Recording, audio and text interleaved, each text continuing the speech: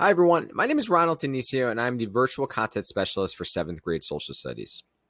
In part 2 of this video series, I wanted to take the time to talk about strategies for teaching Unit 1, Day 16 and 17, Colonial Regions. If you have not done so already, make sure to watch part 1 of this video series for ideas on how to facilitate the mini lesson and provide historical context for your students, as well as an introduction to the station activity teaching strategy. The following strategies and activities are suggested for use with one or more of the stations. Materials can be modified to suit different colonies and categories of information. The first strategy is table Twitter. On a large piece of paper, chart paper or bulletin board paper can be used. Tape down the documents for students to review.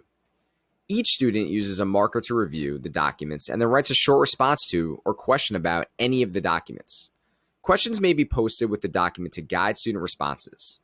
As the groups rotate, other students can read and respond to the tweets of their classmates in writing. You may choose to have students use the conventions of Twitter writing, for example, using the @ to address particular classmates, or writing RT to show that they wish to agree or retweet a statement. Table Twitter is best used with a set of documents that are mostly images. The New England culture documents work well for a table Twitter activity.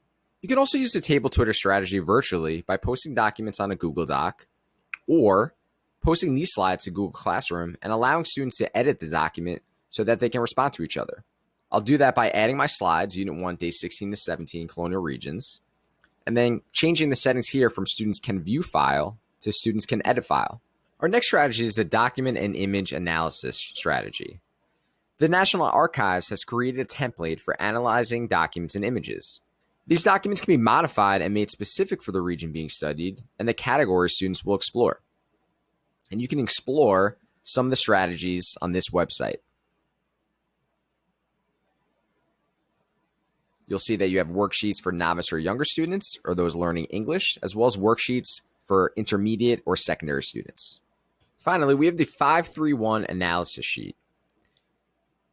Students view all of the documents on a topic and then work independently to determine the 5 most important things the document tells them about their region. For example, if examining the religion and social structure documents, students would list 5 important things they learned from the documents about the region's religious and social classes. To clarify this to the students, use the topic line on the worksheet. After listing 5 items independently, students will work with a partner at their station to narrow down the list to the 3 most important things they discovered. Then, as a group of students work to develop one sentence explaining their understanding of the most important aspect of the category.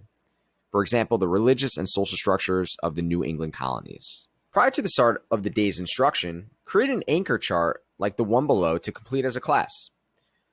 You may consider making a physical chart using chart paper, or you can also make a virtual one as well that you post to your Google Classroom to memorialize throughout the unit for students. As a wrap-up for each day's stations activity, facilitate a discussion by eliciting responses from the students to complete categories on the anchor chart based on the colonial regions they examined. Ask students to consult the inferences they made about each region's characteristics at the start of Day 16. Determine if students' inferences were correct and assist students in correcting themselves if they were incorrect. Finally, the check for understanding for this lesson includes students responding to the following questions. How did the factors analyzed in these lessons affect the development of the New England, Middle, and Southern colonies? It is important to remember that we can use the teaching strategies we went over today for many different lessons in the Passport to Social Studies curriculum. Feel free to give these strategies a try.